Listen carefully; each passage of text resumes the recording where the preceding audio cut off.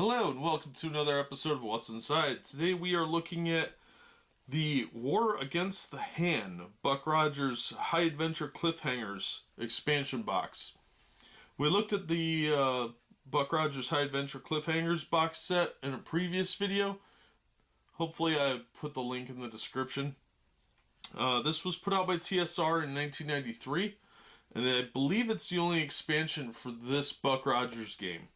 They did do the 25th century one at another point, but this is focused more on the original Buck Rogers stories, where he was actually fighting in the future against the Han Empire. And the Han were actually the Chinese.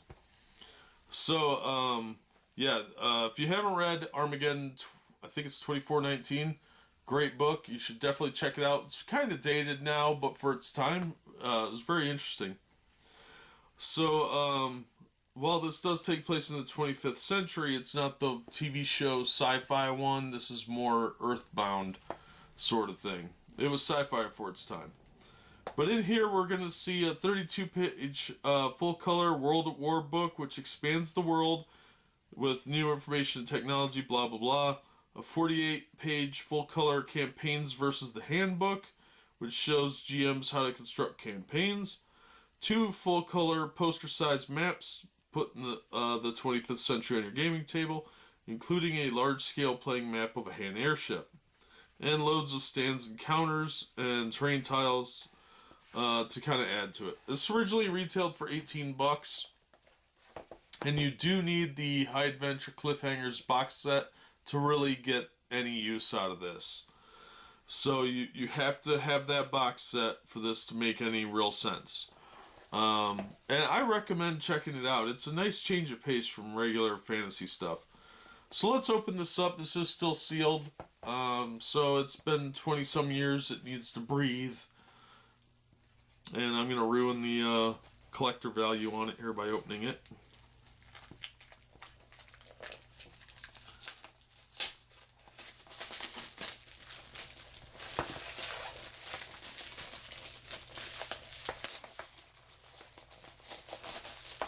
Oh, it's no longer mint condition. And this suffers from the same problem that all these box sets did. You could kind of see, hopefully, on there that the top of it is caved in a little bit where other stuff was sitting on top of it. It's real common.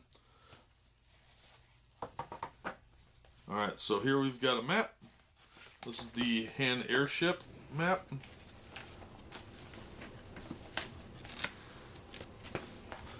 It's going to be a little tight. I don't have a lot of room to work with today, so this is the front half of the ship, I think. And you can see they did a lot of the whiz-bang type stuff along the trim. So it's got that real pulp era adventure look to it. And there's like a puppet master over here, and there's got some guys with ray guns up here. And this paper is very thin, and that's actually really disappointing because these are really cool maps. They went to a lot of effort to get these cool images from like the original news strips, and really went out of their way to make it look very retro and very cool looking. If you're into old retro stuff, this has that cool flair to it that modern stuff just doesn't have. And it's got that same art style from the 40s. So they really went above and beyond on that. But yeah, the quality of the map is incredibly poor. It looks really cool, but if you don't put some plexiglass over top of this, it is going to get destroyed. It's just real thin paper. Very disappointing on that front, but they went to all the trouble to get these cool art pieces down here, and they don't even bother to make the paper thick enough where it's going to last more than 1 or 2 sessions. This would be destroyed in about 45 minutes with mild group. And I think we did destroy one of these, actually. I used it for something else. But yeah, it's got all kinds of location markers on here. You could actually probably run some minis on here even. if it was covered. So that's the first map. It's got the grid legend down here too, so you can kind of see that. And here's the sheets of standees. You got a rocket cruiser, you got hand flyers, and you've got your guys. Generic Chilean. That's funny. You got your Mongol soldiers and your Orang soldiers.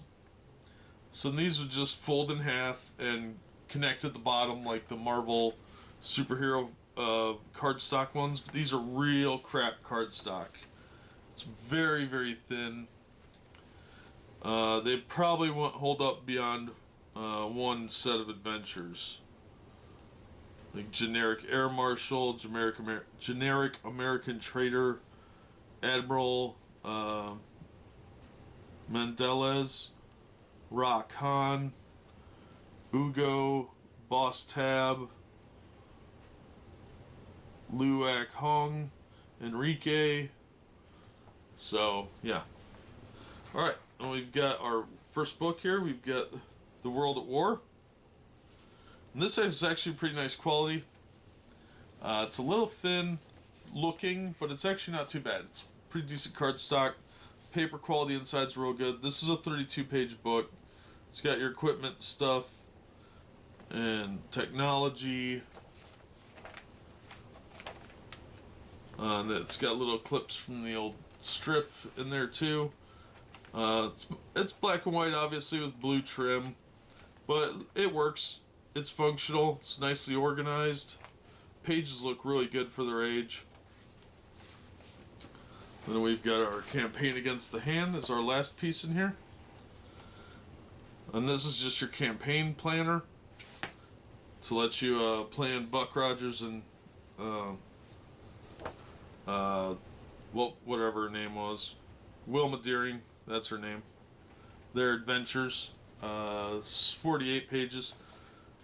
It's got different campaign villains, how many dice they have, that sort of thing. This one's got much more color-coded index for the chapters. So that's pretty cool. And it's got some GM hints and stuff like that in there too. So this is a great addition if you've got the Buck Rogers High Adventure Cliffhangers book. If you don't, you could probably find some resource stuff in the books.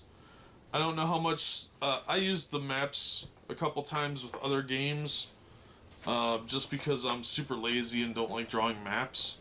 But I think we destroyed all of them. I'm not sure. I don't have them anymore, so they probably got destroyed. But I had the sealed ones of these I thought we'd open on the show. I really like the Buck Rogers setting. I thought it was a lot of fun, and it's got that cool retro future kind of thing where, you know, they didn't really know what technologies we would have right now that would make all this stuff look obsolete. But it was cool. I mean, there's got biplanes in the 25th century fighting spaceships. So, I forget what they're called, but they're like spaceships. But yeah, it's pretty cool. I like the setting a lot, and I wish that the quality of the maps was better. But this was in the mid-90s, and TSR was starting to go downhill around that time. And I don't think they had a lot of faith in this, which, if they had promoted it better, may have really got a better market. But it did find a little bit of a niche. But this is the War Against the Hand. The Han, H-A-N.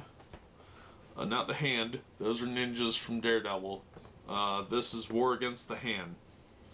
High Adventure Cliffhangers, Buck Rogers from TSR 1993. I liked it. I think it's a fun setting and it's a nice change of pace. But that'll do it because that's what's inside. As always, thank you so much for watching and supporting the channel.